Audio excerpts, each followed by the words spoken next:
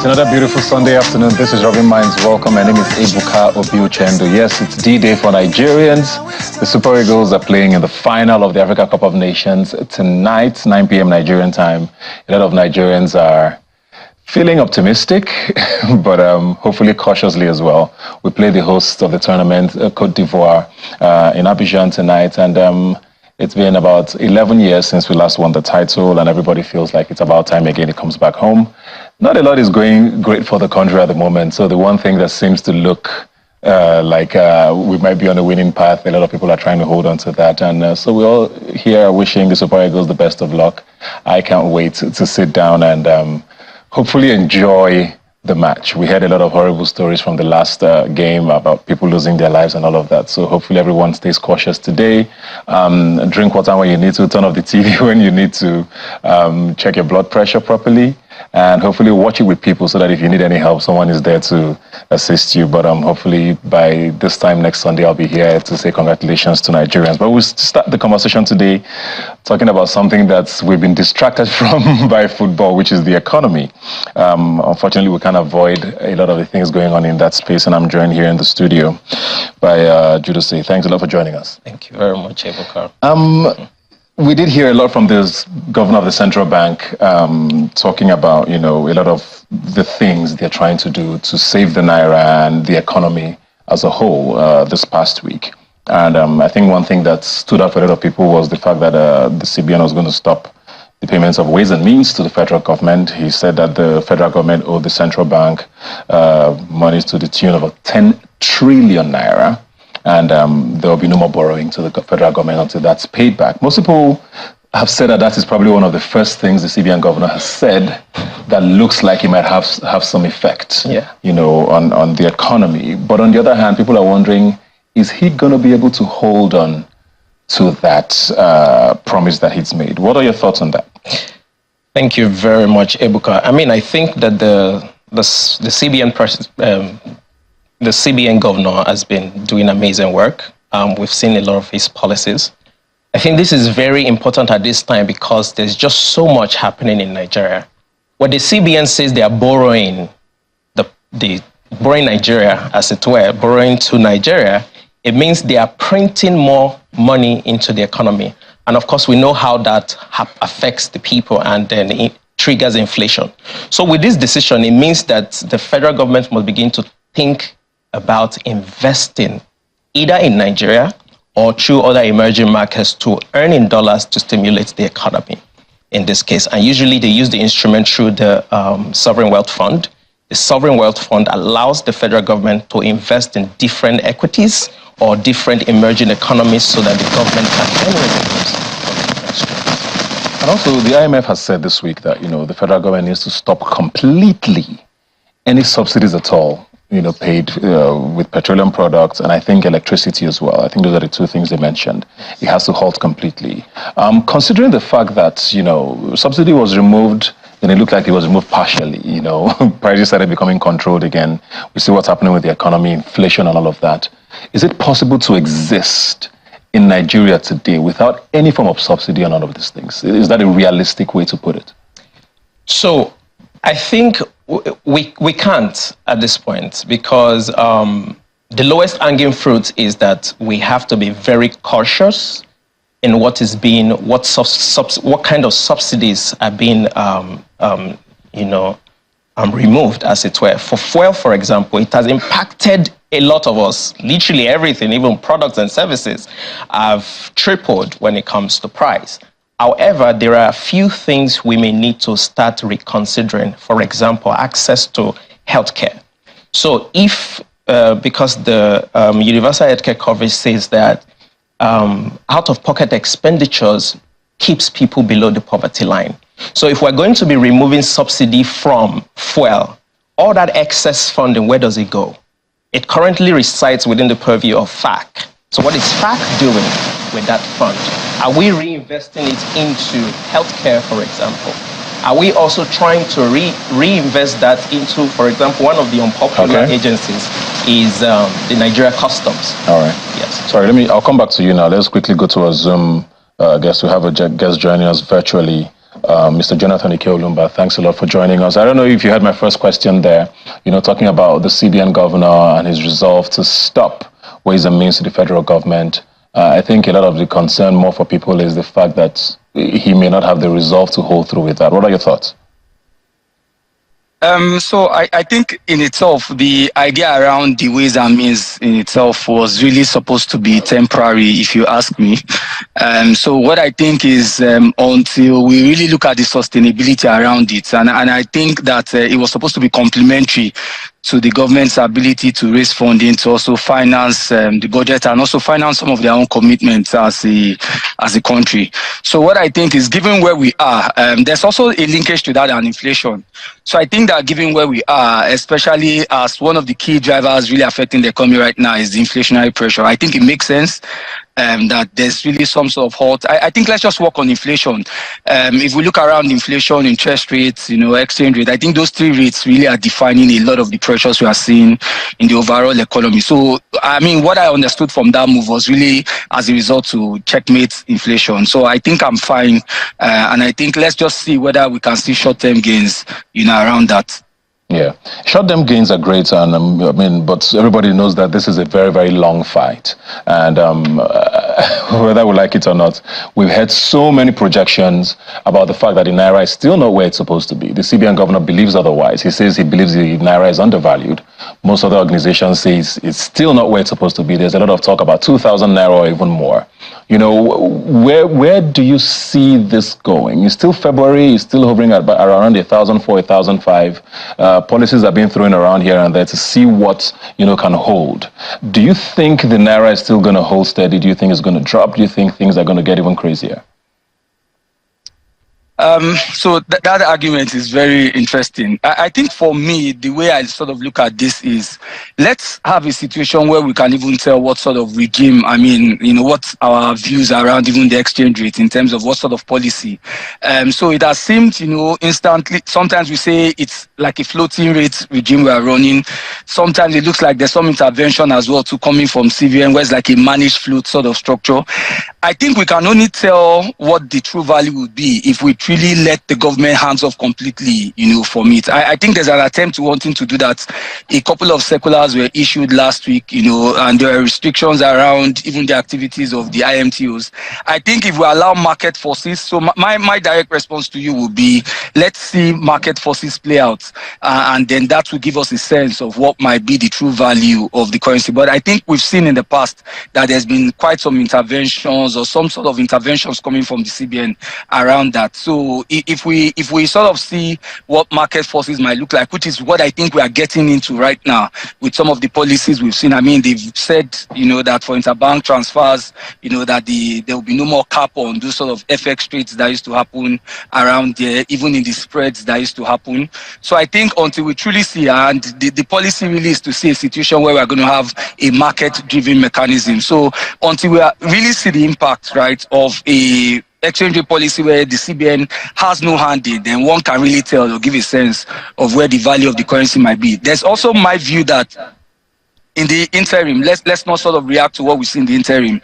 We need to give this thing a couple of time. I know you alluded not too long ago that we don't have a lot of this time, but until we give it some useful time where there's really no intervention coming in, then we might begin to see what it really looks like. So I think it could be neither here nor there. I really just want to see what will be the impact of some of these bold policies I'm seeing, and what it will mean for the market. Then we can then say, what that could look like in terms of what the true value of the currency, our currency could be. All right, I'll come back to you. Let me come back now to Jude here in the studio, because a lot of these policies do not necessarily make sense to the average Nigerian, right? They just want to be able to get by. And, we hear all of these figures. Oh, the GDP grew in the last quarter by 2 point whatever. People don't care about these figures, right? When they don't see their lives improving and things are actually getting worse. The figures for food inflation are through the roof, besides even for the core inflation on its own. And, a lot of these things we hear about, like he's mentioned, there are things that will need proactive on the one side, but also just sort of long-term resilience from a lot of Nigerians. We've claimed that we're very resilient people, but there's a breaking point at some point for a lot of us, and things are not looking up in any way. What does 2024 look like? If you're speaking to a Nigerian, what's the sort of things you think the year will look like? What should people expect in what is already a tough year? I mean, like you rightly said, it's not looking good. Truth is, everybody is feeling the heat. However, I would rather want to speak directly to the government and for them to take very drastic measures. And again, I was talking earlier and I mentioned Nigerian customs. I'm sure a lot of people would wonder why Nigerian customs. Nigerian customs are responsible. Nigeria depends solely on importations. For example, every Nigerian household is a net importer. Now, some of these goods come into the country with very high duties on them. So Nigeria customs can regulate the kind of inflation that is happening in Nigeria so that you and I can have access to what we use and consume at a very reduced rate. Like I was saying about the subsidy, so the excess funds that has been either diverted from subsidy can now start funding whether the operations of the Nigerian, I mean, not all of them, maybe a fraction of it, funding the Nigerian customs operations so that they in turn can either eradicate, for example, duties on raw materials. This will boost production for manufacturers who are currently sourcing for dollars since it has been floated, so that they don't have to pay some of these duty fees. Then as well, again, when it comes to drug, a lot of them are being imported. We must eradicate custom duties on all of this. We have machineries. Once we eradicate some of these custom duties from products like this, we will boost internal production, we will have more industries in Nigeria, we will boost our production and contribute to our GDP. I hear this production a lot, you know, the fact that we need to boost production. Yes, all we export is oil, we don't have industries anymore. What does that production look like? On the one hand, I hear a lot of talk about, oh, we need to support agriculture. Most of our presidents, since we returned to democracy, have focused a lot on agriculture, not yielding a lot of results, obviously. And it's been 20-something years now, going on 3 decades. With this talk about agriculture, we're still not seeing results there. What does this production mean? How soon can it start? What sectors look realistic now? Because I think that's the biggest question. Like you said, we've become very dependent on importation. So who cares about producing these things if it's going to cost less to just throw it into the market? What sort of policies should government look at? We've tried to close the borders in the past. It had adverse effects. It doesn't work. So what do we do? So this is the thing, and I always keep saying this. Until we start practicing things the right way, we won't really see the effect in a lot of the interventions we're facing. You mentioned agriculture. Now, the reason why Nigeria's commodities export has dropped is because there's a lot of issues when it comes to either some of these commodities have been infested by pesticides and all of this when they get to the destination of the country. So what is the Ministry of Agriculture doing to check and balance all of these reports? How many research centers do we have to be able to ensure that all our produce are good enough? For example, seedlings and all of those modifications they do are good enough and ready for export. All of this must be reviewed. Now, you mentioned what other sectors can we begin to work towards. Now, this is the thing. There's a lot of opportunities currently, evolving when it comes to Africa. Now, the Africa Continental Free Trade Area Agreement is currently being implemented. Nigeria must position itself to start tapping into that opportunity. If the global borders are shutting down from our commodities, we have to now look inwards within Africa. So, like you said, boosting, what does boosting production is? Again, the Bank of Industry must double up in what they're doing. Nigeria Custom must double up with what they're doing. Entrepreneurs, for example, they are considered as high-risk lenders. The financial institutions must now begin to double up on what they are doing and start contributing to the growth of the economy of Nigeria. Let me come back to you now, Mr. Ikolumba. We've heard a lot of people talk about the fact that, Nigerians might be to blame for all of this. I heard conversations about women buying wigs and all of that and spending dollars on that. The CBN governor himself even talked about the fact that, a lot of way too many Nigerians have sent their kids abroad for school, and it also has affected, this rush for the dollar. For a lot of people, you wonder what percentage of Nigerians is that compared to 200 million people? I guess my question is, does this absolve government from blame? Because ultimately, the economy is in their hands. How did it become all of a sudden, how did Nigerians or Nigerian citizens become the problem, with this Naira and dollar issue? So it's a tricky one again, and I think a point I really want to make is that it's quite holistic, right? And if we want to solve the problem, I think we should come from that perspective, meaning what does the government have to do and what do we as citizens also have to do.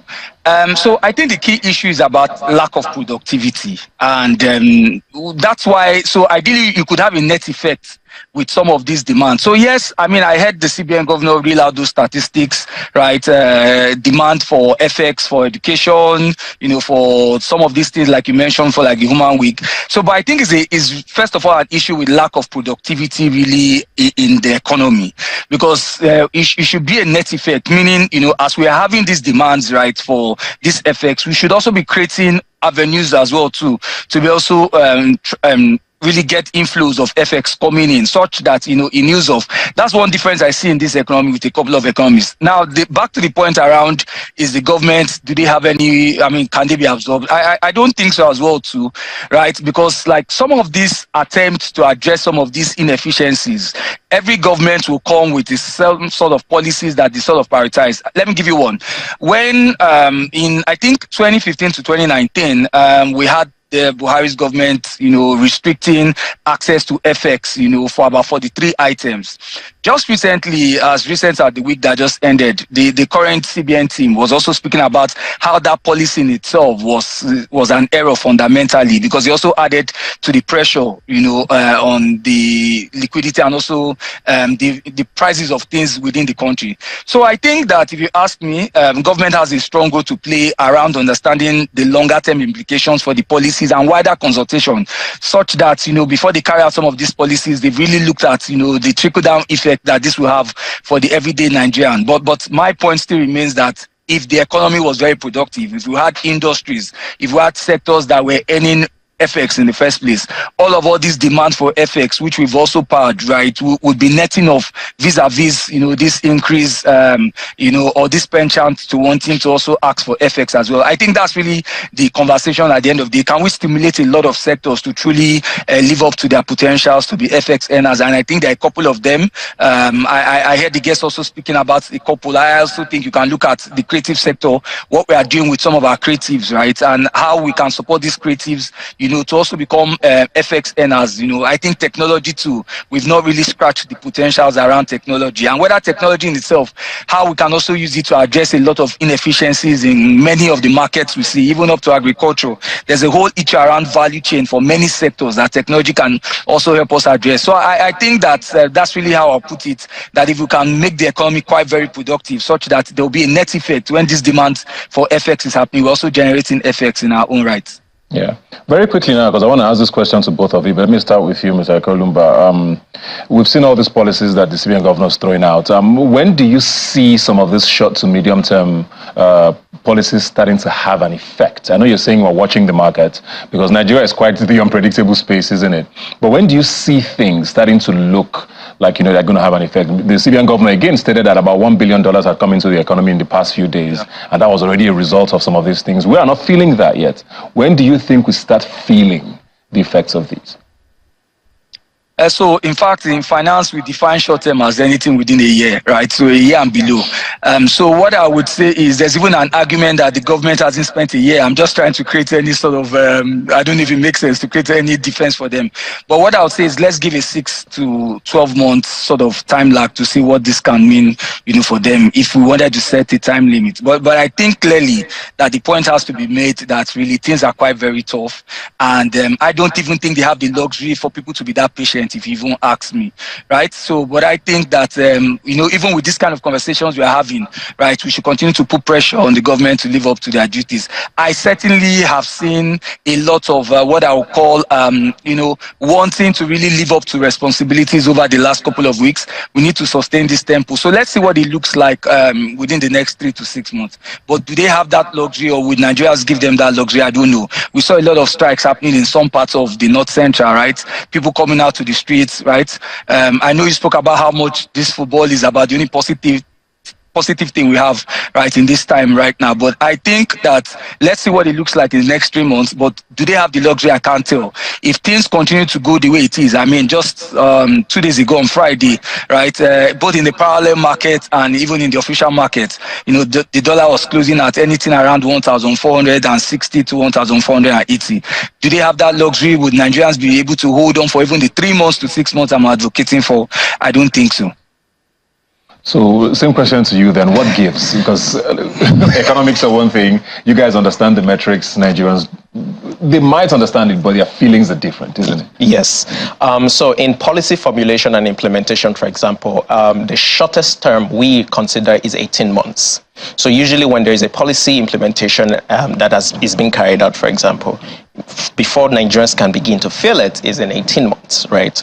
And so therefore, I would like to also comment on what our guest was saying. Now, I believe that there is no sane developed nations that you have dual market rates. For example, you don't, when it comes to FX transactions. In Nigeria, it's a mess here. So I believe that the CBN's efforts trying to implement some of these policies is to either clamp down or eradicate completely this other black market that is affecting the way Nigerians exchange FX and all of that. So yeah, I think in 18 months we should begin to, see some changes, as it were. You're positive. Positive.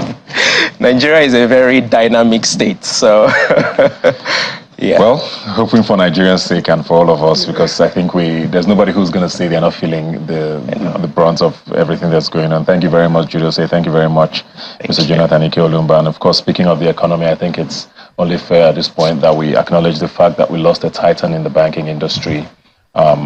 Yesterday, I believe, the CEO of Access Holdings, Herbert Wigwe, who died in a helicopter crash. And we here are sending our condolences to the Wigwe family, the Access Bank family, and everybody who's associated with him. We hope God gives them the fortitude to bear the loss, and we hope that, this does not leave too much of a mark on what his legacy has been. And we here at Rubbin Minds hope his soul rest in peace. We'll be right back.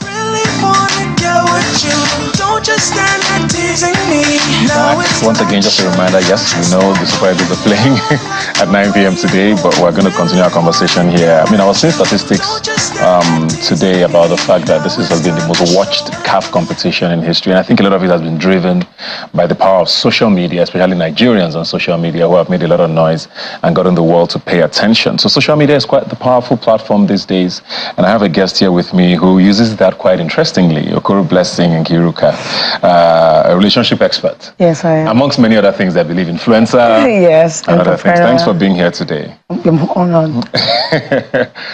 Off air, I was calling her troublemaker.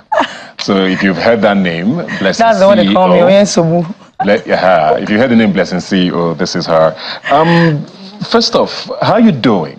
You have been, a lot of us see you on social media, right? But that's one side of things. How are you? How is Blessing doing? Blessing is fine. Blessing is wonderful. Social media is just a different persona. Like I said, controversy is my strategy. That's what I used to sell my brand. So there's a difference between personality and content. So people have not been able to differentiate both. But as for Blessing CEO, I'm fine. But how easy is it to differentiate that for you? Because we see a lot of times where social media sort of spills over into their real lives. Sadly, we hear people who commit suicide. We've heard about people who take social media confrontations to real life, and it ends, sometimes fatally. So not many people are able to sort of draw that line. What do you do if you're saying that Blessing CEO is different from Blessing Okoro? Because my controversy is intentional. It's crafted. It's something, like when you want to produce a movie, you already know what your audience are looking for. So I know the things to say to trigger them, to get that engagement that I want. And also as an expert, if you don't talk, how do you get help? Social media has helped a lot of people to be able to onboarding their heart. So I give them that platform because sometimes if I don't talk, they don't talk. And some people just wait for you to create that avenue for them to be able to also express themselves. Yeah. That's why I just keep tilting towards that line. If it wasn't working, I wouldn't do it for 8 years. Yeah. So, but you do this, you say controversy is your brand. We'll get to that, but I just want to talk about, the confrontations you have sometimes on social media these people you have these confrontations with, are they aware that it's an act as well? Because it gets quite bitter and intense. Is this an act for you or for both parties? Unfortunately, maybe because I'm the one that is out there, I'm the most interesting one, I'm the clout. I call myself the queen of clout. I do not come for people. People only see my reaction, but they don't see the action. Because these people who are coming for me, their voice are not louder. It is when I react, that is when it begins to go viral. So it's not me bringing the controversy, it's them bringing the controversy and me saying, I'm not going to let you bully me, I'm not going to act mature, I'm going to give you buzz boost. If you give me, you go collect. I know they agree for anybody. Do you ever worry about the repercussions on these people though? On which people exactly? Whoever, I'm not... There are no repercussions because most times they come for me. I have never for once insulted anybody, dragged anybody. They come for me. It's like someone coming to fight you and you're trying to avoid. It gets to a point where you have to reply the person now. They start to make it, they deliberately step on my toes. So that I can, yes, most of the time. So I can react. I think it's the reaction that they are waiting for. I remember when I had a confrontation with one actress. I can't remember her name. She started insulting me. She did 5 complete videos. It was the 6th time that I responded to her. That was all went viral. So unfortunately, it's my response. It's not me as a person. Let's go to what you started with, saying controversy is your brand. When was this decision made? Because some people hear that a lot, but a lot of times it doesn't always end well for people. You know, when you sell controversy so much, it becomes heavily tied to the personality that people never really know how to separate both anymore. When did you make that decision, and don't you ever worry about how it affects you as a person? It doesn't affect me as a person because the media is a different brand. I've never seen hate in real life. Maybe if I had seen someone threaten me, beat me up, everything is all love. When they see me in real life, everybody's dancing, blessing, see you, blessing, see you. I've been on channels before and I've been with you, Ebuka, before. So the controversy started after the Onyeze drama. I owned it and decided to use it as a movement. It's like owning your shame and saying, okay, let's move with it. So that was where I deliberately decided to be controversial because I realized that when people want to troll you, they want to do it in a way that they can control your mind. I personally, I own up to it and say, this is who I am. If I make mistakes, this is who I am. And like I used to say on the media, we all have different parts. We have our weaknesses and we have our strengths. You should be bold enough to pick what suits you. And what doesn't suit you, you should be able to trash it in the can. That's what I feel. Have there been moments when you've had any of these parts that you felt like, okay, maybe you crossed the line? I mean, you've probably issued a few apologies in the past. Were there times when you felt like, oh, okay, maybe that was a little too much? Sometimes I issue apology for formality. Let peace just reign. It didn't mean I did something wrong. So I don't regret anything. You don't think you're ever wrong? You've never been wrong? I can be wrong. But oftentimes I don't accept that because most of the things I talk about are the things you bring on the media. I have never invaded people's privacy. It's either you post something, other bloggers post it, and I drop my opinion, it becomes a problem. That's just it. Interesting. Let's talk about this situation where you almost went after an entire tribe.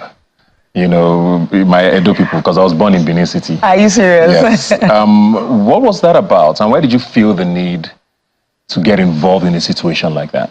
Unfortunately, you know, when in the cyberspace, people don't know exactly what happened. Yes. It wasn't I was doing a live video on Facebook. It wasn't about Edo people. So on the comment section, you know, when you're on a Facebook, like you see the comment dropping, somebody now came and wrote, blessing, no matter how you want to say you tear eye, you know tear eye reach Edo people. It was that comment on the Facebook that triggered where I said... What was happening on the live first? We're just gisting on Facebook. Most times I just have fun. There was no topic in particular. It wasn't as if it was captioned Edo people. So that thing was a response to the person who commented. I now said it is even very rare for you to see a woman bring up her child well from Edo State. Very rare. I didn't say all of them. But why did you... So that's the question. Why did you feel the need to respond to someone who was commenting? It's freedom of speech. How can they comment and I cannot reply? It's freedom of speech. If you give me bars, like some people can decide to ignore. But it's the whole way they want to flip it. The media just flip things. And you know the bloggers now. Once you say something, they know the parts they are going to cut that is going to catch people's attention and they start to rant. Well, it wasn't about Edo people at all. No, but you generalized, though. I said rare. And if we want to be very honest, a lot of Edo people, they own up to it. Like when you go to the internet on Facebook, for example, you will see so many Edo people owning up to it. Like they brag with it. So even when I made that statement of saying it is rare, I was wondering why they were angry. Because these are things that they say openly. Who says? A lot of Edo people. Yes, because even when you go to the comment section, people are like, what's the big deal? If we want to go back to the history, yes, before the Oba banned it, that was what Edo was known for. Traveling, child trafficking, a lot of people have come to complain. Libya, that was what they were known for. Until they said the Oba finally came and banned it, then it reduced. So I didn't say anything that was a lie. It's an honest fact. Even if you Google it, it's there. But if it's a fact, there has to be data. So I'm just wondering, if you saw a few comments, you say people say it in comments. People also say a lot of things about Nigeria that's not true. That doesn't make every Nigerian that. So that's what I'm wondering. It felt like a very general statement. It felt. You said it's very rare, which means basically virtually all of them are. Rare. It could be maybe 20, 30%. And from history, like I said, I can back it up with facts. Google it. If someone attacks you in the comments, why not attack the person? Since you say that's your brand, why did it have to be about the entire tribe? I think it's them that made, that expatiated it. It wasn't about the tribe. It was the response to the girl. And by then, there was an Edo girl that was insulting me on the media space. I think she was the one that coined it, you know, and triggered it and told the Edo people, see, Blessing is insulting your mother, so my own mother is not alive, and blah, blah, blah, blah, blah. I just see it like the normal media banter. When people post things, everybody just extracts what they want to use to catch crews. That's how I see it. But when I made the statement and I realized that some Edo people were genuinely hurt, because I have Edo friends, I was married from Edo State, I tendered an apology, because sometimes you can make a statement and not know how people are going to feel about it. I actually did apologize when I realized that it actually, people took it the wrong way. I apologized. Well, I mean, you have a lot of friends in the entertainment industry, but you also seem to go back and forth, like you call it, basbos, with a lot of them as well. Some of them people thought were your friends. Which is how do you navigate being, I mean, I don't know if you're in the entertainment industry, but sort of sometimes being an influencer is sort of an extension of the industry. How do you navigate friendships, you know, in a space like that while owning controversy as your brand? I don't think I've ever, nobody is my friend. I don't think I've ever posted anybody to be my friend on the media. I'm not an actress. What I do is different from what they do. So most times, those that are genuinely my friends, I disassociate with them online, but I hang out with them in real life. Because I personally am making a conscious effort not to be tagged an actress. So these people that you call my friends are not my friends. So you have no friends, you have no worries, you have no... On the media, no. I barely have friends on the media. Except I know you one-on-one. And even those celebrities I know one-on-one, I don't need to comment on your page or do anything. I have your phone number. I can come and visit you. So I don't think I've ever had any misunderstanding with a friend before on the media. Never. No. You are a relationship expert. You say you're a certified relationship expert. So how does that work? Do you have like therapy sessions with couples, or you just give advice online? How does your core job as a relationship expert work? We actually have an office in Lekki here. And it's a therapy lounge where people can walk in. Initially, I had that in Enugu because I realized that a lot of people are looking for a way to express themselves. That was how I started. Initially, I was anonymous. I was a blogger. Break or makeup, where people come and share their relationship story. But at some point, I said, okay, let's make it something to give them the avenue. Because sometimes when you share these relationship stories, you get confused on the comment section. So sometimes I say, okay, I opened up an office. So what they do is most times they come in, they consult, they make payments, and we start from there. It's a process. It could take a month, it could take 2 months, depending on what the situation of your marital issues is. How often do you have that? Because most people in Nigeria claim that, you know, being very open about their marriages to strangers is not very usual for us. Do you get that often? to be very honest, Nigerians are hypocrites. They say this and they do that. These people that say that they are secretive, we see all their buzz boost 24 hours on Instablog. So I always tell them, you don't even have secrets. When you're having a problem with your husband, we can know via your WhatsApp status. We can know from your caption. We can know that you have edited your husband's name. So it's not blessing as a person, it's them not being able to comport themselves. People actually do come for therapy. And unfortunately, people who come for therapy are people that don't like me. How does that work? Yes, because most times when they come for therapy, it's like a test. Let me see what blessing they pay for the consultation. They go through the process.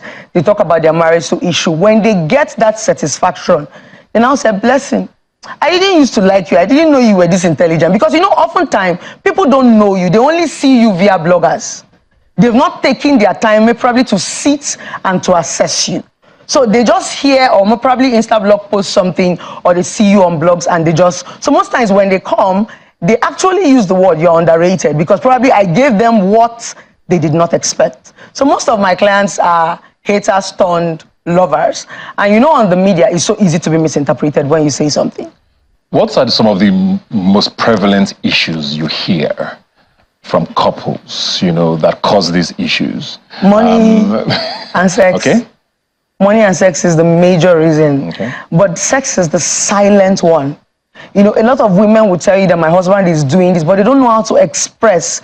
Because if you come out to say the reason why I'm quarreling with my husband or is because the reason why I want to leave the marriage is because he doesn't satisfy me in bed. As a community in Africa, they would tag you a prostitute. So it's that. It's either the woman is being deprived of sex or there is no money.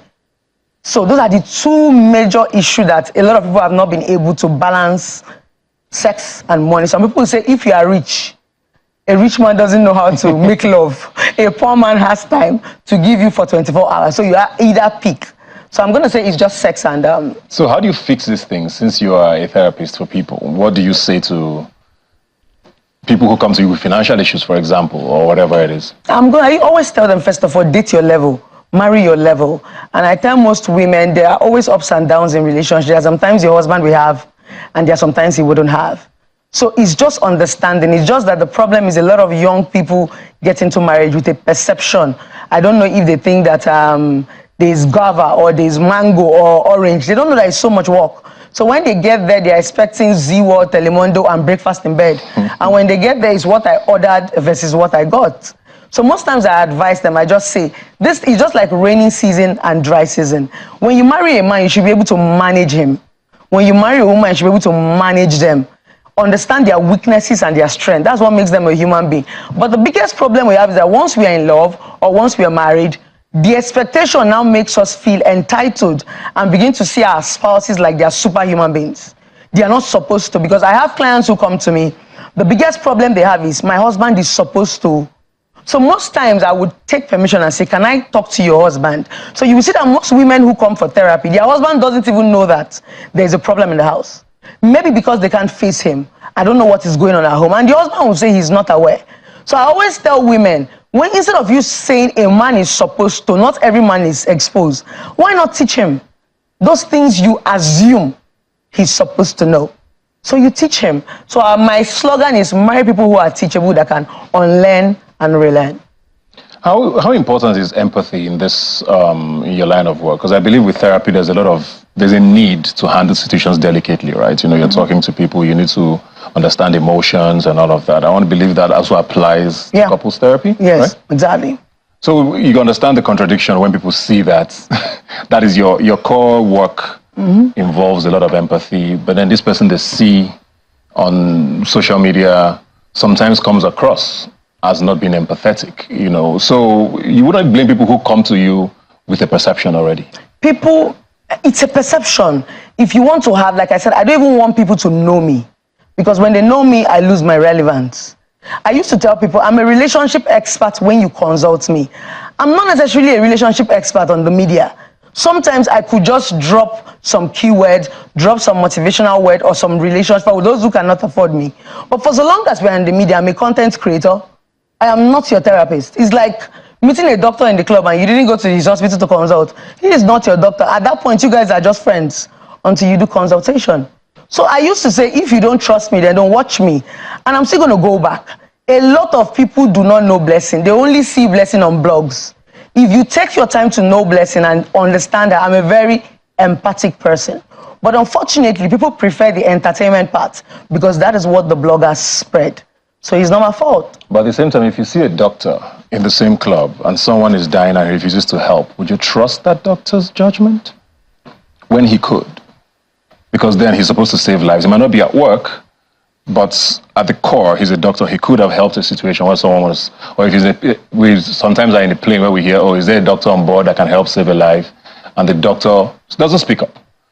Is it possible to separate that from the fact that, well, I'm not in the hospital, so I don't owe Yes, anybody? except you just want to show some sort of empathy. Even without being a doctor, you can always So you're okay with help. a doctor being on a flight, someone's dying, and he doesn't speak up to help?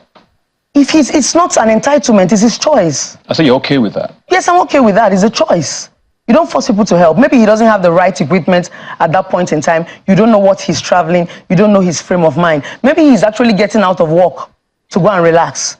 And I see somebody. What if I touch the person and I don't do the right thing and they say I'm the one that killed the person? In this part of the world right now, everybody's looking for who to blame. So anything you're doing has to be documented. You need to have receipts, peradventure. So that's just a choice, you wanting to help somebody. I don't think it's your job. It's not your job. We're going to take a break now, and when we come back, we'll conclude our conversation with Blessing CEO, talking about life on social media in Nigeria and all of the things around her brand. We'll be right back.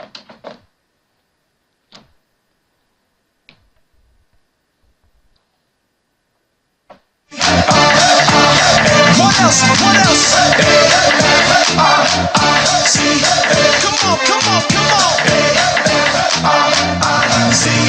Let's go. So let's dance now. It is my turn. Just one word you. I am ready for your action. Just one word you. You should cut off all distraction. It's all on you now. There are places you would like to go. There are faces you would like to see. My palm is bruised. It's a tiny scar, but it's very painful. Too many exciting things happening all at once. From time I've always loved playing the villain. But you can't be everywhere. Guess what? Yes, we can. Your favorite lifestyle content lives here. Let us be your eyes and ears here on Entertainment News on Channels Television. In every show, we bring you closer to the fastest growing movie industry in the world. From the making to the premiere. Get up close and personal with the stars and industry captains, plus reviews and much more.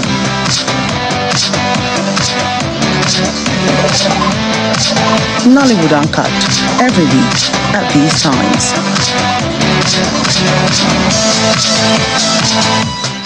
Say, hey, we represent, What else? Come on. Let's go. So let's dance now. It is my turn. Just one word you. I am ready for your action. Just one word you. You should cut off all distraction. It's all on you now. And just give me some reaction. Welcome back. If you're just joining us, I have here in the studio with me Blessing Okoro, aka Blessing CEO. You must know the second name, I'm sure somehow. We're here talking about social media and her job, of course, as a relationship expert. And I just wanted to get your thoughts on bullying on social media generally now, not necessarily about you. And, the fact that it is a real thing, and we've, like I said at the start of the show, it has led to loss of lives even. How do you think we should start navigating that? Because there's been talks in the past, some countries are even starting to implement it, where there's regulation on social media. We've seen the heads of all of these social media networks appear before numerous panels and national assemblies across the world, to talk about what they're doing about bullying on social media. Nigeria is no exception, when it comes to that. How do we start having that conversation? I think the internet is the only way people can actually express themselves. It's an expression, but now it's like they've mixed everybody together. they've mixed all the classes together. When it comes to bullying, I think if they have to put a law and restrictions, even these networks are trying, more like these apps are trying for restrictions. There are some comments you no longer use on Instagram or Facebook, they will flag your page. Even me as a person, I became very conscious because there was a time my page was on red violation, because if you insult me, I insult you back, they will now report my comments. Instagram now gives me a strike. So I think the apps are already doing what they should do, but I don't think bullying is something anybody will want to, especially in Nigeria, because people are going through a lot and they find it as a way of relieving stress. Some people just want to put their frustration on you. When you're looking glitz and glam, they just feel like, why should you be looking glitz and glam when I'm not looking the same way? So I don't think it's something, it's like saying, how do we eradicate hellfire? So bullying is something that's part of the media because it's like freedom. Yeah. So the bullying will continue. So I always tell people, it's either you use your blocking. That's why whenever you are in all this app, they provide blocking, restrictions, limited comments, off comments. You know, there's so many other ways to actually, you know, ignore these people, but you cannot. We are already toxic as a country in Nigeria. Do you ever worry, you know, because like you said, social media is very toxic. Nigerian social media is also very toxic. People see you, right? You boldly always say you are the clouds, like you say. And people see you be the clouds, get talked about a lot, get more famous off of it. Do you worry that that feeds sort of this narrative that, yes, I need to be toxic to be successful on social media? I'm not toxic. Controversy simply means I don't see things from the dimension where the general public see things. If people are talking about this particular thing, I will always ask myself, why is everybody here? Because on the media, a lot of people are bandwagons. They don't even know what happened. Some of them will tell you on the comment section, clean floor for me, I don't carry mato, Okada drop me here. Some of them is cruise for them. But me, because most times I see that it is people's real life issues, I drop my own opinion. So it's cruise for some of these people, and they're just there enjoying themselves and catching fun. They don't even remember your name after then. And I used to say, people who throw you are not people that hate you. People who throw you are people who just want to express themselves. Maybe all these artisans, secondary school children that do not know their left to their right. Maybe you just do something they don't like, they just drop a careless comment. I remember there was a time someone dropped a careless comment on my page and I blocked the person. He now used a fake account and started begging me that it was cruise. I now told the person, oh yeah, continue using the fake account too. So Nigerians have seen insult, banter as cruise. And they just feel that so long as you're famous or you're a celebrity, you just have to wear that thick skin and take it. To them, it's entertainment. If there is no negativity, I don't think they enjoy the page, and that's why they love Gist Lover a lot. How long is this brand of yours going to run for? Is this something you are just riding the wave, or is it something, is there a strategy to it? Yeah. What's the plan? I've done this for 8 years. Controversial Blessing CEO. I've done this for 8 years, and like I said, I have an office already, so I'm planning on going global. I have a space on DSTV where I talk about relationship and marriage, Moments with Blessing CEO. I decided to bring up that because I realized that not everybody can afford me. Everybody has relationship problems. The problem is they don't want to pay. Most people have not understood what therapy is. So majority of my clients, if I'm being honest, are people who are outside the country, not Nigerians. Because Nigerians will tell you, it's easy for me to go and sit down and pay someone so and so amount just to talk. They'll prefer to go and eat with drink a hobby and probably chase women. So it's a long-term brand because people will keep marrying every day, divorcing every day, getting into a relationship every day. So it's just a way of us expanding. And the controversy helps because it enables me to see people's mind, see how they think, see how they reason. There are some comments I read sometimes, I'm like, does these things actually exist? And it is even their comments that actually helps me create content. By the time I go, I read comments, I now see, okay, if 1, 2, 3, 4 people are thinking from this perspective, okay, let me dwell on it, read about it, and teach people about it. So it's a long-term thing. Long-term. I want it to go global. Because I think that's one thing we don't have in Africa. We're just introducing it in Africa. You talk a lot about money as well, and your love for money. Does that override everything else for you? Not really, but money is the most essential thing now. You have to make money. That is the drive. That's the inspiration, waking up in the morning every day. If you're not going to make money, then what are you doing? So it's money. The reason why I put it, I'm always very conscious of money, because if you look at our Gen Z buddies, you know, we are the millennials. They said we are the millennials, the ones who are in their 30s, the ones in their 20s are the Gen Z buddies. You see that these men that are coming up now do not want to carry responsibility. Responsibility to them is like a burden. So you see me deliberating most times that I want the younger ones to own up that as a man, it is my duty to be responsible for my family, but my wife can support. That's where money comes in. So money is very essential. That's a whole other show now that you've just started. So let's just leave that conversation for now. On a final note, what's the year looking like for you? You said you're not an actress, you're not a this. Is any thoughts at all of going into entertainment at any point, whatever it is? What's your plans? I might. A lot of people have actually offered me acting script, more than 25, but I refuse to act. Because I'm not an actress. I don't want to be mistaken as an actress. So I always tell most of the producers that bring the script for me, except in the movie role, there's a place I will play something related to my job. Because what I do is rare, I don't want them to categorize me with actresses. So I deliberately do not go for functions, events. I pick it so that they will not see me as a, maybe you already said content creator, do. I want to just carve that niche for myself and be different from, you know, the regular people you see on the media. Well, thanks a lot for joining us. Good luck with everything you do. Thank you very much. Hopefully, maybe things start dialing back, but you said it's your call and you enjoy it. So to those who are confronting you or who you confront, we wish them all the best. Thanks a lot for joining us as well. And once again, good luck to the Super Eagles as they confront the Elephants of Cote d'Ivoire later tonight. We hope that at the end of today, we'll be smiling with our trophy. I'll see you next Sunday. Really wanna get with you. Don't just stand there teasing me now.